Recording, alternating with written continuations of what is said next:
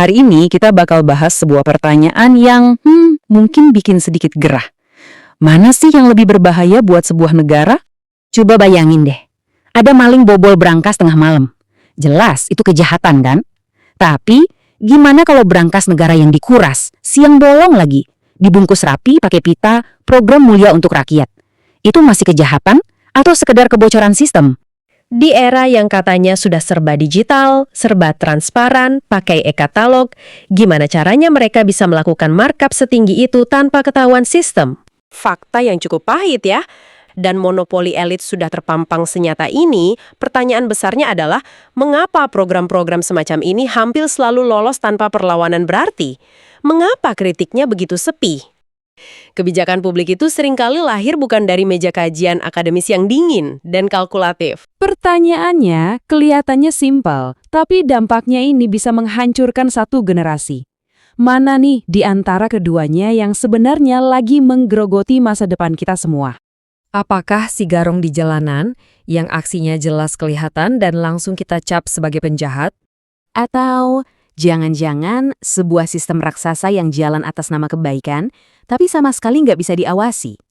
Ibaratnya kayak kapal super besar tanpa kompas, yang bocor pelan-pelan di tengah lautan.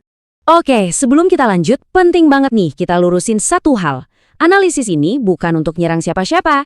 Kita di sini buat ngelakuin satu hal paling mendasar sebagai warga negara. Nanya, mempertanyakan apakah sebuah kebijakan itu solusi atau justru kamuflase dari masalah yang jauh lebih besar. Nah, sebelum kita bedah lebih dalam lagi, kalau menurut kalian konten dan pertanyaan kritis kayak gini penting banget, yuk dukung kami. Langsung aja tekan tombol subscribe, nyalain juga loncengnya. Kenapa? Karena setiap dukungan dari kalian adalah suara yang bikin analisis seperti ini bisa terus ada. Kita akan membedah tuntas persoalan ini hari ini. Oke, siap? Kita masuk bagian pertama. Narasi yang kedengarannya sempurna, tapi ternyata nyimpan potensi celah yang kebuka lebar. Di atas kertas program buat rakyat itu, wah kedengarannya selalu sempurna ya kan? Siapa sih yang berani nolak? Tapi kenyataannya dalam kebijakan publik, apa yang kelihatan indah di panggung seringkali jadi berantakan banget pas dieksekusi di lapangan. Kata ini tuh punya daya magis yang seolah langsung mematikan alarm kritis di kepala kita. Analisis yang kita bedah ini melempar pertanyaan provokatif. Apakah narasi gratis yang terus-menerus didengungkan ini sebenarnya berpotensi menjadi pembodohan publik? Ada contoh spesifik yang diangkat. Misalnya realitas tragis di mana ribuan anak malah mengalami keracunan dari program bantuan yang katanya mulia itu. Atau fenomena di mana ribuan anak tetap saja putus sekolah karena slogan sekolah gratis ternyata kandas saat berbenturan dengan biaya siluman di lapangan. Tapi tunggu sebentar, mari kita berandai-andai. Bukankah secara prinsip niat untuk memberikan akses gratis kepada masyarakat miskin itu adalah sesuatu yang secara moral wajib kita dukung? Sejarah tuh udah ngajarin kita loh, bahkan dari zaman Athena kuno. Peringatannya jelas banget, kekuasaan tanpa kontrol itu resep pasti buat bencana. Bukan karena niatnya selalu jahat ya, tapi karena emang sifat kekuasaan itu gitu. Makanya, demokrasi itu ada buat mastiin kita, rakyat, yang punya kontrol. Jadi, isunya itu bukan niat baiknya, tapi sistemnya. Pengawasannya udah siap belum? Distribusinya transparan nggak? Setiap rupiahnya bisa kita audit bareng-bareng nggak? Karena ingat, bahaya terbesar itu bukan datang dari niat jahat, tapi dari celah yang sengaja atau nggak sengaja dibiarin kebuka. Lanjut ya, pertanyaan fundamental berikutnya. Uang yang katanya gratis ini, emangnya duit siapa sih? Gini deh, kita harus realistis. Di negara ini, nggak ada yang namanya makan siang gratis. Semua program, semua kebijakan, itu sumber duitnya cuma satu, pajak. Duit kita semua, uang rakyat. Dan kita ini ngomonginnya bukan duit receh loh, skalanya nasional. Angkanya ratusan triliun rupiah. Ini komitmen fiskal yang luar biasa besar. Nah, dengan angka segede itu, wajar banget kalau kita nanya, emang prioritasnya udah bener?